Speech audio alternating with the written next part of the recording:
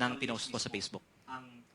So sir, given nga po napatapos na yung ICI supposedly, nandun pa rin po ba yung tiwala ninyo na ipaubaya na lahat ng ito sa ombudsman? Kakayanin ba ng ombudsman na imbestigahan lahat po nitong mga files na nilabas nyo, yung mga ghost projects?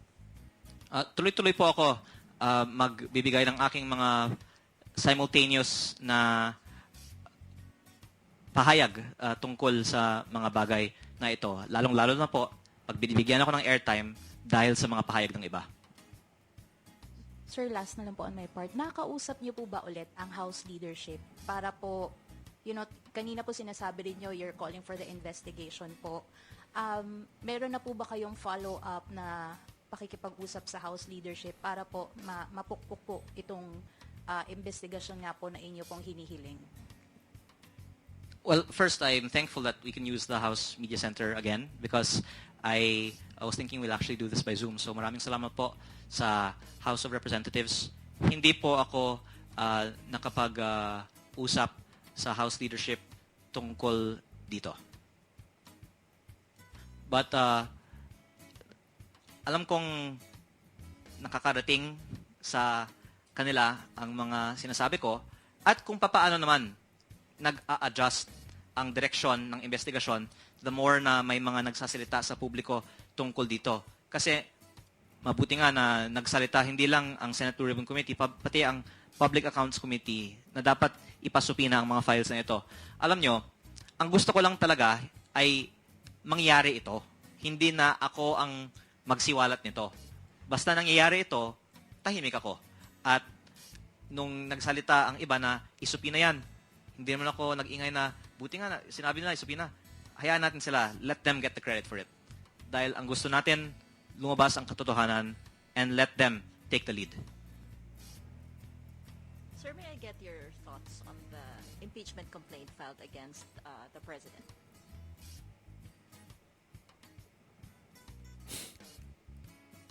No comment. No comment. Alam ko no comment. Natsambahan ko yun Kung ask ko lang, sorry, Natsambahan ko kasi yun yung sinasabi nyo may mga detractors Nag-post kayo. siya Kasi I saw kaya sa no comment. blog post coming mostly from pro-administration blogs, sinasabi kayo daw po parang you're too brash yung mga issues nyo sa power, and then meron pa nga rin sasabi na are you planning to run daw for president in the future? What's your comment doon sa mga sinasabi na you're aiming for a higher post or mayabang lang kayo? Kasi Hindi, yung wow. mga administration blog sinasabi nila Nyari. na Okay. you're doing your comments lang po ko. Anong gusto niyo? Nyari. Ninyo? Ang congressman at tahimik. Dahil alam naman ng House Media, sa karaniwang araw sa Kongreso, baka wala pang 30% ng Kongreso ay in Magsalita. attendance sa session. Ay, oo. At Kaya nga. ang payo nga sa akin ay manahimik na lang. Absent. At I suppose ang isang hindi masasabi ni naman ay nakikinabang ako financially sa aking ginagawa. Ito po ay financial sacrifice para sa akin. Pero I just cannot stand by and see corruption happen that I have knowledge of that I will not expose. But that ang pinaka-funny na point is pag may mga nagkikriticize sa akin dahil ako ay nagsasalita, dahil ang ibig sabihin pala, ang gusto nila, ang congressman na hindi nagsasalita. Alam nyo po, Kaya nga baka hindi alam ng publiko, January 26 ang resumption ng Congress. December 29 ba ang Last. adjournment? That's 1 month break. Actually, dapat December 17 yung adjournment, di ba? Pero dahil sa BICAM, na-move back ang adjournment, imbes na tuloy ang pagsisimula ng Kongreso muli sa January 19, na-move back din yung resumption sa January 26. Pero, sinusweldohan pa kami kahit walang session ngayong January. may MOOE sa opisina pa kami. Nako, At alam nyo ba, 2 million. maraming mga congressman ngayon ay abroad para sa mga Oh, conference. ang Baka mas daming- marami pa sa nakaraang mga linggo ay nasa conference.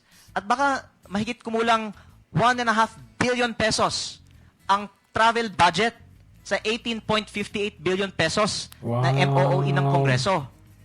So, in answer to your question, anong gusto ng mga vloggers? Manahimik na lang ako at kumuha ako ng 2 milyong pisong MOOE para sa aking mga district requirements at humingi ng extra pa para sa aking travel allowance? Bakit hindi na lang nating tignan ang paggastos ng travel allowance ng mga kongresista, Nako. lalong-lalo po sa nakaraang buwan na walang Agoy. pasok pero may sweldo at MOE pa kami? Agoy. Ako po ay hindi na nananawagan para Expose buksan na. naman ang issue. Tapos na ang issue ng Christmas bonus. Baka, ang susunod naman, issue ng travel allowance Travel. para sa mga Sige. conferences na inattend ng mga miyembro ng Kongreso Yay. ngayong January. Pero, hindi ko yan bubuksan pa. Antayin eh. Sige, galitin nyo para mabuksan niya. Kung pahabol lang po ako, since no comment kayo dun sa impeachment ni PBBM, baka meron kayong reaction dun sa sinabi ni VP Sara na ginagawa daw pong fundraising ng mga members ng House, yung pagpirma sa impeachment. Do you agree? No comment po sa topic na lang na yan dahil Oo. kahit na hindi tungkol sa personal or private matters ko, pero Oh, sa no ibang mga comment na issues, lang kasi gusto ko sana matatag focus ka tayo dyan, dito ano eh. sa Eh, topic kasi ko na DDS yan eh, ganun na naman DPWH sila. files. At kung maaari po, Mas okay na no comment ka, sabi nila. DDS eh. Pag about kay Marcos, no comment ka na lang. Pag about kay VP, no comment na lang. Mas maganda yon. Kabilang din kayo sa mga posibleng magbumoto dito sa impeachment against VP Sara and even President Marcos. At saka transparency po yung inyong advocacy, anti-corruption. Ito po ay malinaw na lagi namang sinasabi way back from the first impeachment against VP Sara na may bayarang nangyayari. Lalo na to sa mga sumuporta at pumili. ayokong mag-impute ng motibo bakit ang iba ay nabibigyan ng budget o allocable o allowance o bonus. Ang maganda ay ilabas na lang ang datos. Magkano ang nakukuha ng bawat isa, tapos makikita natin kung ano yung political alignment nila para doon natin makikita yung pattern. But I wouldn't want to allege a motive. Rather, I would just propose to release the data. But again, if you will allow, I will, because we've also run quite long already, I will just take if there are any more questions on the DPWH files. Meron po ba? Hindi po, proponents. Yung mga contractors who were awarded projects kasi were only known after the bidding. Di ba po? Ang file ng budget, wala pang bidding. Pero yung, may mga contractor nga na proponent. Yun ang sinabi ko. Sige, galitin nyo ng I mean, kasi akala the more na tinatry nilang patahimikan itong si Leviste, the more na, kasi yung paano nila patahimikan tayo, di ba, kinakasuhan tayo, binabalik yung mga, or nilalagyan ng kung ano-anong issue. The more na sumasagot itong si Leandro, the more na lumalabas yung kanilang baho. O kagaya niyan, Christmas bonus. Kagaya niyan, travel allowance. Meron. Na mga proponent. Opo, meron mga contractor na proponent. Owners, individuals. Opo.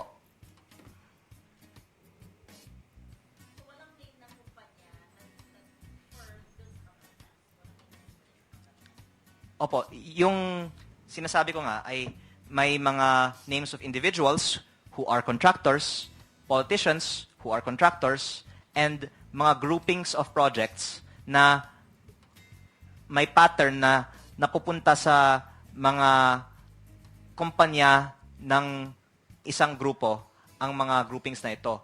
At sang-ayon ako sa lahat ng mga nagpahayag na hindi dapat ako ang nagpapahayag tungkol dito. Dapat ang DPWH para sila ang pwedeng magpaliwanag anong ibig sabihin ng lahat ng mga tags and codes na ito. Sir, so yung ranking ng companies na pinakita nyo kanina, sariling research nyo na yun. Opo. Basically, nakalagay yung projects doon sa Cabral files and then you counter-checked it with, say, DPWH website para malaman kung sino yung contractors. Tama po ba? Opo. Because the contractors are awarded the contracts in 2025 after the budget was approved in 2024. Galing, ano? If Kung last na lang Sige. po, dito po sa mga ginagawa po ninyo, kayo ba Si Eden Santos to, ah. anas ng panggigipit or pag-atake? Opo, kasi sinasabi talaga sa akin kung tumahimik ako, wala nang aatake sa akin. Mm. But ang huling gusto ko lang pong bibigyan diin ay itong bagong file. Yan. Inilabas ko po. Tignan nyo, may logo pa ng Gagong Pilipinas. Actually, mas maganda tignan Ang natin. Ito. ang file na ito ay hindi Kay- binigay sa akin nung binigay sa akin yung Ooh, Cabral files. saan mo nakuha yan? ito po ay binigay lang sa akin ng Central isang Office.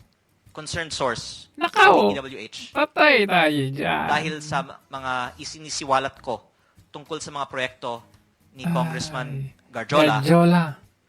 At uulitin ko lang po ang laman nitong file. List of Edwin Garjola's DPWH projects as of 28 August 2025. Hmm. UA, NEP, BICAM, at iba pa. At pag i-research ang mga proyektong ito, sila po ay na-award sa mga iba't ibang mga contractor nga, kaya tunay na mga proyekto, at marami po dito ay na-award sa mga kumpanya ng pamilya ni Congressman Garjola. Malaking pasabog to. If you just take the evidence at face value, should be material for a case na may kasabwatan ang proponent at contractor. Kaya ang At simple syempre ko yung pong mas tanong, mataas. ito pong dokumento ay as of August 28, 2025, bakit hindi pa ginamit para sa kaso Oo. tungkol dito? Oo, dapat Bakit nakasunod. inuna pa ang Oo. kaso sa iba? At Bakit nauna pa si Bong? ibig sabihin po, ang DPWH ay may record ng mga proponents ng mga proyekto sa UA, NEP, at BICAM. Garjola yan, ah. Kung maaari po, pwedeng ilabas Tanong. sana ng DPWH ang Hindi lahat ng nila iba pang mga ilabas. listahan tulad nito at malaman sana ng taong bayan sino ang mga proponents ng mga proyekto sa NEP at UA. Dahil ang sinasagot ng DPWH, ang mga BICAM insertions, hindi nila alam dahil kongreso yun. At ang kongreso naman hindi nagbibigay ng impormasyon. Pero pati ang BICAM insertion dito, ang DPWH ay may kopya. Pero Nakaw. lalo na ang NEP dahil sila ang gumawa. Nakaw. Ang DPWH ay may listahan ng proponents. Pati na rin po ang UA. At pangwakas po, ang punto ko kanina sa pagsisiwalat ng mga list of projects under the non-district congressman allocable lists sa file ni Yusek Cabral, and the contractors who won there are may mga anomalya sa mga proyektong ito. Ibig sabihin, may mga kumita siguro kung pwedeng tignan lang ng mas mabuti, not reaching any conclusions, at hindi po district congressman, hindi po kongreso ang may gawa nito. Ang DPWH ang pumili ng mga proyekto. At ibig sabihin ba, ang DPWH ay kasabwat sa alokasyon ng daan-daang bilyong piso? O pwede bang ituro ng DPWH sino ang nagsabi sa kanila na pondohan ang daan-daang bilyong pisong mga proyekto sa NEP, sa labas ng mga district congressman allocable, at UA, na ang executive branch po ang may hawak. Kung nais nating imbestigahan ang tunay na malawakang korupsyon, hindi po ang mga substandard projects sa district engineering offices ang dapat imbestigahan. Sino ang nag-utos na pondohan Oo. ang daan-daang bilyong pisong mga NEP outside allocable and UA projects? Yan po sa tingin Hindi, ang most probably na nangyari dyan, yung mga kongresista dyan, kumuha si, ay, tingnan natin. Suhan nyo na lang si Garjola kasi parang hindi gumagalaw yung kaso niya. well, may nagsabi na gumagalaw naman at nireport naman na may asset freeze, di ba? Kaya ayoko naman sabihin na hindi gumagalaw at kung Paano pag kunwa lang yung asset freeze na yan? may aksyon sa madaling panahon, sasaludo po ako sa mga nag-iimbestiga. Kung mabilis na question lang tungkol dun sa document. Kasi sinabi nyo kanina na hindi siya authenticated, but you said it came from an insider sa DPWH. Can you just describe the quality of your source? Is it a top official? Is it an undersecretary? Kasi parang sa amin din sa media. Hindi pwedeng sabihin. Opo. Pa ba? Very such a, Kaya to that document. I'm just posting it on Facebook after this. Take it for what it is. Ang pagbibigay nito sa akin ay galing sa isang mababang staff na hindi ko na-meet. Nakuha lang yung number ko at pinadala sa akin. At ako po ay nagpapasalamat na may mga tao sa gobyerno na hindi din kayang itiis ang Most probably ang nangyari dyan, yung mga kongresista ng mga corrupt, kinausap nila yung mga DPWH. Pag-identify lang kayo ng kunwa-kunwaring proyekto at kami na ang bahala dito sa budget. Kami na ang bahala dito sa NEP. Kami na ang bahala sa BICAM. Ganun yun. DPWH has. And Hindi po pwede na yung from DPWH up to Congress, from Congress down to DPWH. Kasi baka, syempre mas mababa yung DPWH, di ba? Baka mamaya makasuhan sila. can be used for the other investigations. Kagaya nung sumubok na mag-bribe dito kay Kong Leviste, di ba pinahuli niya? Sa Facebook page ko eh. So, I'm just posting it, take it for whatever it is. Sir, Pero, sorry, Sige. verify ko ang mga projects na ito at ito po ay tunay na mga proyekto na napunta sa kanya. At meron din akong ibang mga files na Verified pala bangga eh. dito at ito po ay sa tingin ko credible. Pero take it for what it is. Sir, sorry. So, ibig sabihin, sir, number one, yung source po ninyo, hindi nyo po siya regular na source. Like, May iba-ibang mga taong naglalapit lang sa akin ng mga impormasyon. Okay, sir. Second thing, sir, ibig sabihin yung mga nakalista na dyan, kasi sabi niyo you've verified, sir, kasi meron kayong... Tunay na proyekto. Oo. O yung iba dito, nasa NEP file ni Yusek Cabral. Yung iba dito, nasa UA list. So, consistent siya. Gaano kalaking percentage? Verified yung pala eh. Nag-reflect, yung parang kumbaga yung na-counter check nyo. Mga ilang percent po dun sa listahan? We check this against our other files and the DPWH Transparency Portal. And if I'm not mistaken, almost all of them are real projects. Nag-post po kami tungkol sa mga projects ni Congressman Garjola Parang gusto nilang butasan si Kong Leviste dito ah. ng post na yun. Parang gusto nilang sabihin na, ay, kinuha mo lang pala yan sa tabi-tabi. Totoo po ba na mas lumaki yung budget para sa distrito mo kung ikukumpara yung NEP dun sa 2026 ka? At magkano po yung project doon? Opo, dahil sa 2026 NEP, maraming mga naglalagay ng outside allocable on top of the allocable ng mga congressman. Tapos, nung isiniwalat ko ang mga issue sa corruption sa DPWH, actually bumaba ang NEP ko dahil wala nang gustong magparking sa aking distrito. Kaya, tumaas naman sa GAA dahil ibinaba dahil sa pag-alis ng mga outside allocable sa aking NEP. Kaya actually, galit na galit ako sa outside allocable na ito dahil ang lumalabas, kung ikaw ay hindi sang-ayon sa lutuan ng bidding, hindi ipaparking ng mga kontraktor ang mga proyekto sa inyong Grabe, distrito. no, parking. Kaya ako po ay nagpapasalamat na kinorekta ang pagbaba ng budget ng aking distrito. Pero, by the way, as a matter of fact, ang budget ng aking distrito sa taong 2026 ay mas mababa kaysa sa budget sa aking distrito sa taong 2025 nung panahon ng dating congressman. Dahil sa taong 2025, maraming ang mga nagparking ng mga proyekto sa aking distrito. Parking. Grabe, lantarang parkingan. Budget ng aking distrito sa taong 2026 ay I think almost 6 at sa 2025 around 5. No, noon. Tapos ngayon mga 5. At ito po ay vast majority nasa multipurpose buildings para sa schools. At yung road projects ay ibinaba ko ang presyo para pondohan ang schools. Dahil ipinost ko po itong lahat sa Facebook. Kung gusto nyo din pong tignan ang aking Facebook page para sa aking quotable na mga pahayag tungkol dito. Ang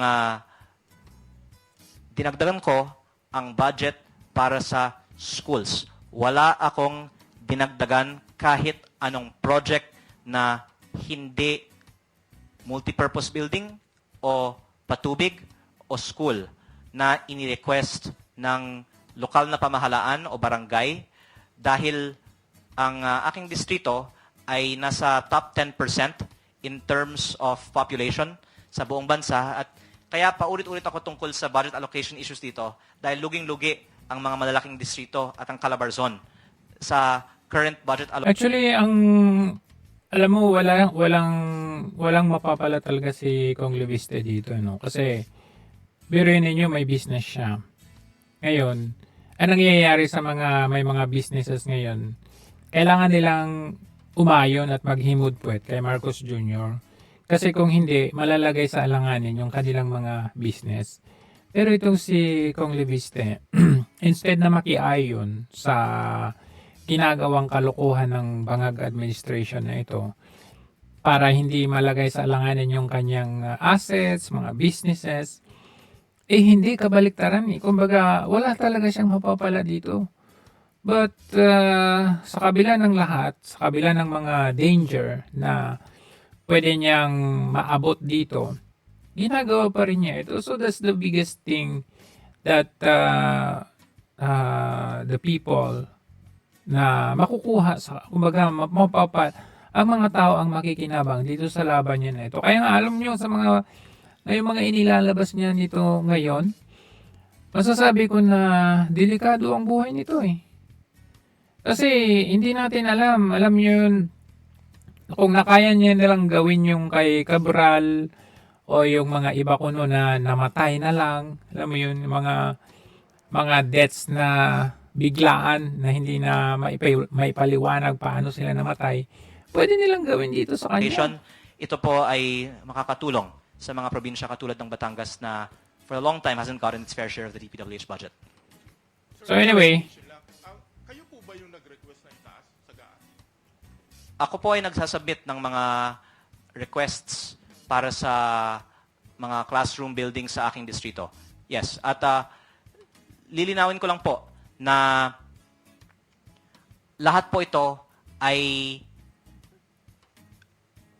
based on the requests of the LGU or the barangays at wala po akong dinagdagan na hindi multipurpose building, school. ulit-ulit na lang sila eh. Anyway, dito nga tayo, mas detailed kasi yung dito inilalabas ni Kong Leviste dito sa Head Start, no? Not just from one.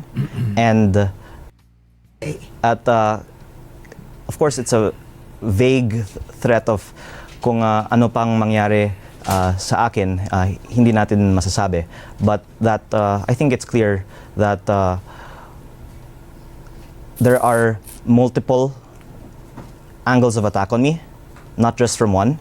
And they seem to, of course, be timed with my saying that I have these files that could expose corruption in the DPWH, and that not only the government, but even contractors, of course, are affected by this. So there are, I think delikado talaga buhay nito. you can say, Kung hindi delikado ang buhay, kakasuhan nila talaga to. presumably many people that want to silence me. Okay, so let's show the public Mahihirapan nga lang sila kung anong kasong iimbentuhin nila. right now. You have with you right now the Cabral files, right? Yes, this is a list of projects. Okay, are these the actual files?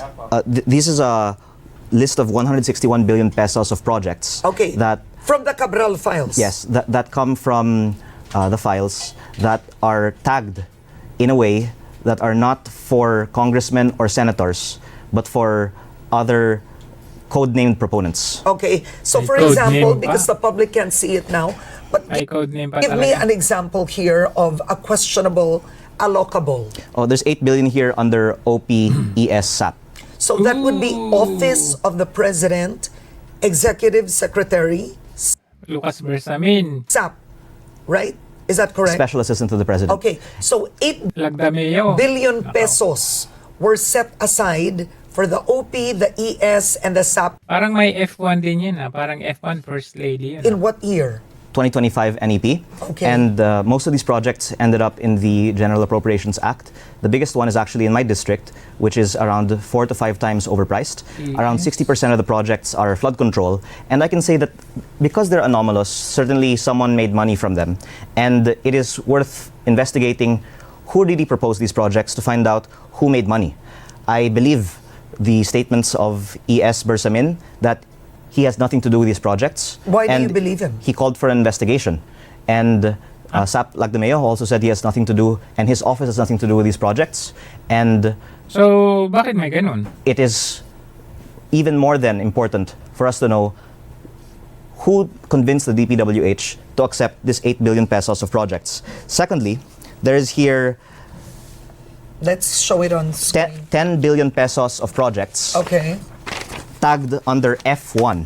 Okay, F1. Yes, F1 First Lady. One. Where is that here? 10 billion. F1. Okay, F1, 10 billion pesos of projects altogether. So this whole list Yes. is 10 billion pesos. Yes. And where did this go? Again, many flood control projects. And I'm presenting here not only the list of projects, but even the contractors who were eventually awarded these projects. So a lot of them says not found. Oh, the not found are those that did not appear in the GAA. But the majority of the projects ended up in the GAA.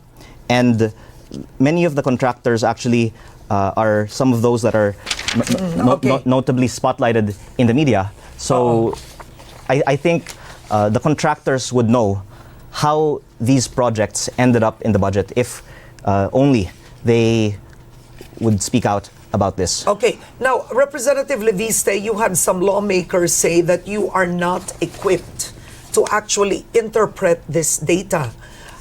Who helped you and how did you interpret what's questionable in these files? I think the point about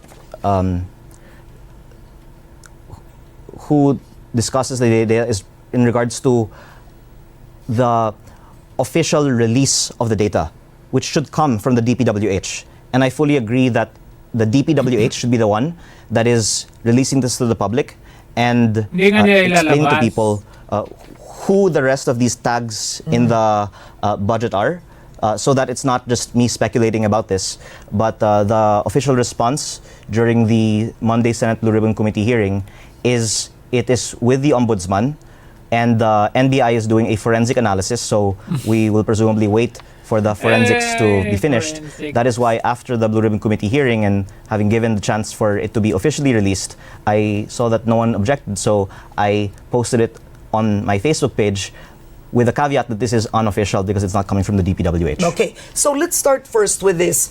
You have with you right now the major tags.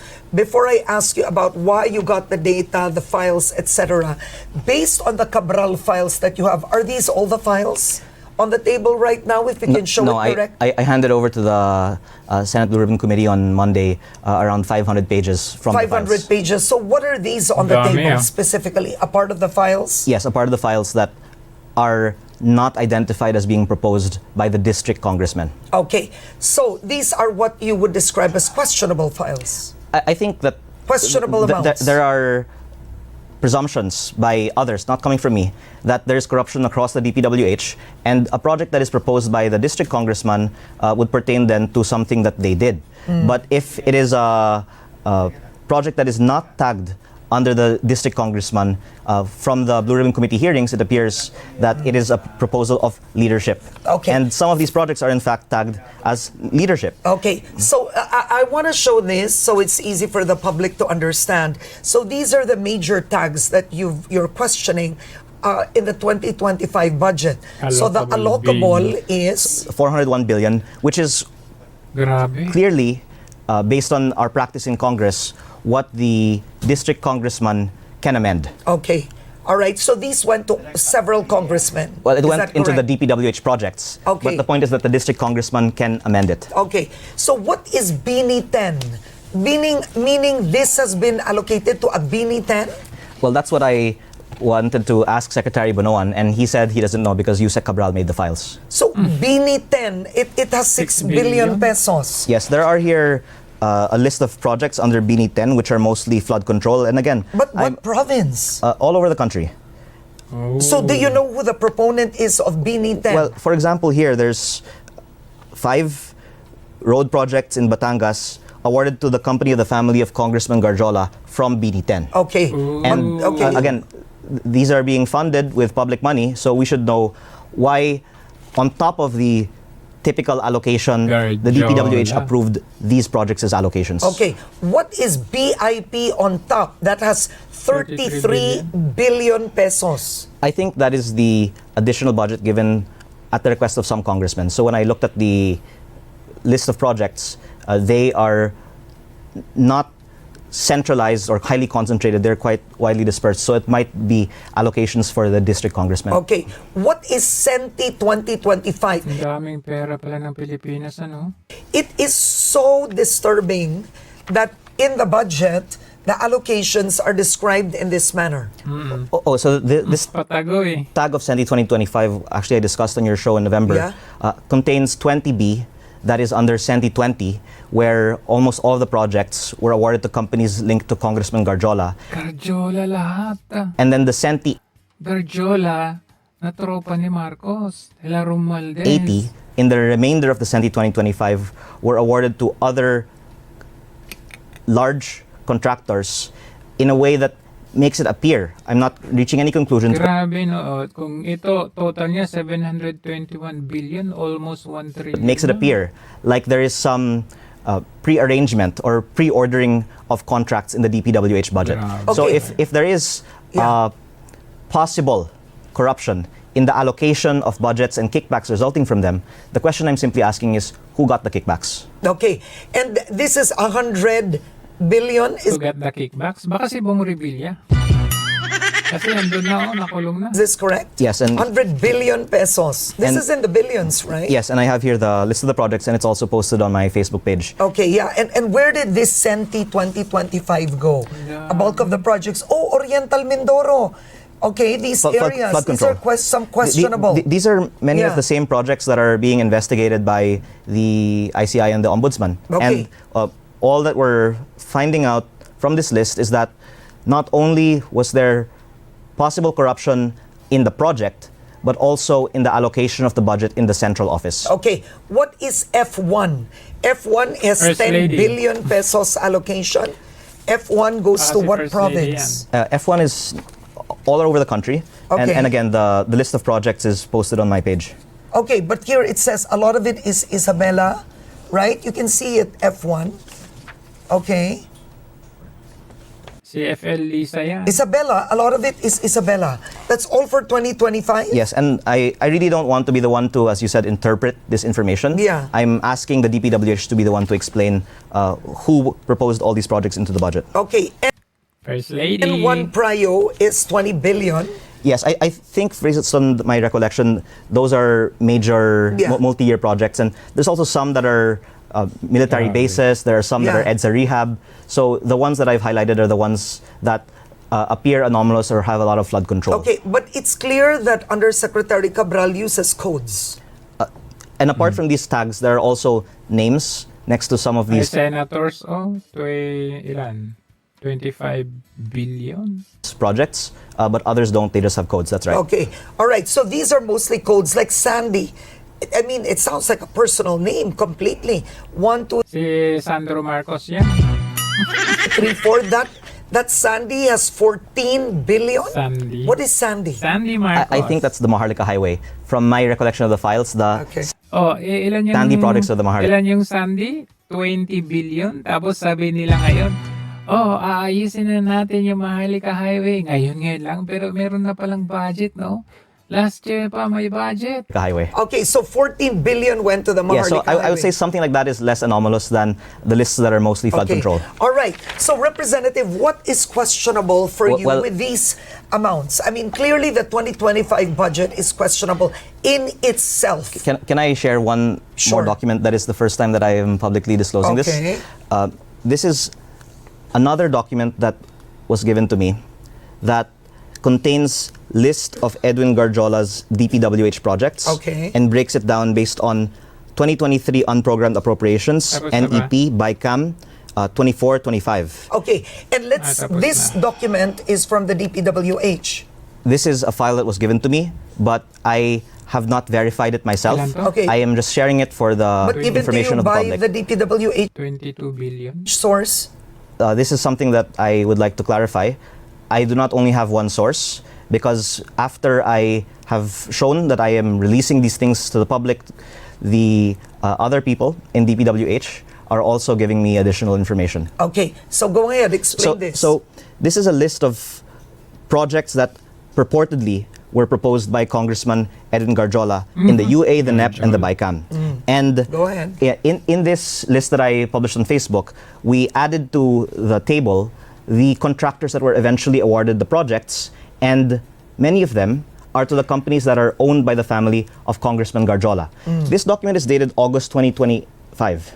And what it means then is that at least as of this date, the DPWH knew that the proponent of the project was also indirectly the contractor of the project. Yeah, which is Guardiola. Yes. Because he's a congressman and he's also a contractor. Yes, and my point is Contractor. that unless you have this document, one could allege that it just so happens that someone is the contractor and the congressman, but that there are documents in the DPWH that show that they knew that the contractor was awarded the projects that were proposed by the same congressman. Pero walang kaso ngayon. Okay, all right. And so May freeze order pa pero naunahan pa ni Bong Revilla. my question is, if they knew this since at least the date of this document in August, why has the case not been filed? Against Guardiola. So why do you believe, I mean, Congressman Guardiola is Mas naunahan pa si ni Bong Revilla. known in circles as being a contractor for so long with some questionable projects. Why do you believe there is no case against him? And by the way, I see my role here being to provide information and let the proper authorities reach their conclusions. So maybe they could explain Okay. better. But that I think you can also see from the list of projects tagged to certain proponents that there are links between the certain contractors and proponents, Oh. and that they are also in districts of very powerful people. So if someone has Yeah. a previous transaction with someone who is investigating them, then perhaps it is difficult for them to file a case, or rather to investigate or to even publicly scrutinize someone. So do you see Guardiola Tama. as influential Of in course. this administration? well, just objectively, he is Tama.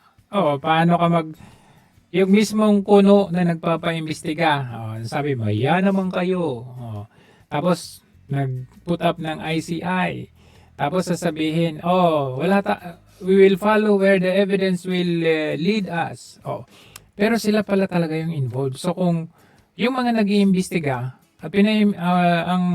ang investigation ay patungo sa kanila, bakit nila ilalaglag yung kasama nila? So, yun yung sagot doon na bakit wala pang kasong ikinakaso kay Guardiola. Well, may freezing of the asset, pero hanggang doon lang. Nauna pa si Bong Revilla na hindi na senador, at ang sa kanya, malversation, public funds. Pero ito, malinaw, billion to trillions. Wala pa rin kaso hanggang ngayon. in Congress, has through the companies owned by his family, he is in Congress. In this administration? Well, just objectively, he is in Congress, has through the companies owned by his family, the largest amount of projects from the DPWH of any sitting congressman. Yeah. Okay, but I want this. Okay, let's just get this done here. So from 2023 to 2025, the total of his requested. 22 This is his No, requested. these are projects that have been implemented. Implemented. So the projects implemented through Hinihila ni Guardiola Karen, yung amount papel, to 22 billion? On my Is this page, I correct? posted a larger number. This list is from 2023 UA. So Yeah. it's effectively the 2024 and 2025 projects. Okay. And it is not an exhaustive list. It's the list of projects that were proposed by. So this is not the list of projects Yeah. where he is the contractor. This is the list where, according to this document, he is the proponent. Okay, so Representative Leviste, what's the goal here? I mean, one, DPWH officials insist that you took the soft copies from the late Undersecretary Cabral by force. So, anyway, ayan, alam na natin, ini-issue si Kong Leviste ngayon sa kanyang solar. Tatlo yun medyo confusing yung kanyang asset dito sa solar nito. Kasi yung iba ibinenta. Yung palang ibinenta niya, Solar Philippines, yun pala, yung sinasabi nila na merong 24 billion daw na arrears, kumbaga kailangan bayaran. Pero wala na doon si Kong Leviste. But yet, ini-issue nila. They are just trying to find something. May ibutas para kay Kong Leviste. Para ipalabas na, ito, meron siyang may solar, ghost project sa solar. Kung may ghost project sa flood control, meron sa solar. Pero ito, nilinaw naman niya sa kanyang press con at saka dito sa segment na ito, na in fact, yung 24 billion na sinabi daw na meron daw natanggap ay hindi raw sumasagot si Kong Leviste, pero wala na siya doon. Kumbaga, binubutasan na lang siya para siya ay siraan. Pero other than that, aside from solar, wala silang mahanap na may ibubutas like kaso. Like, nakita nyo nangyari kay Bong Revilla. Napakadali. Bakit?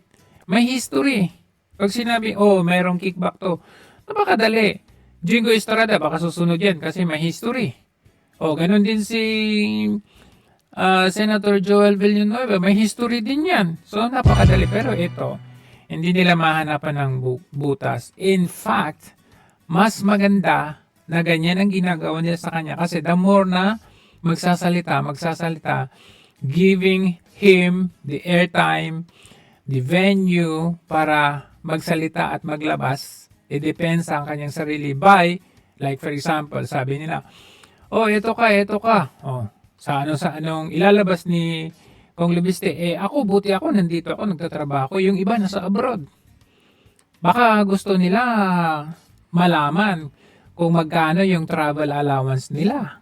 May 2 million, hindi naman silang nagtatrabaho, pabanjing-banjing sa abroad. Ganyan ang mangyayari dyan. Anyway, good luck kay Kong. Samahan natin sa kanyang laban dahil, of course, Kiko Barzaga as well. And the rest,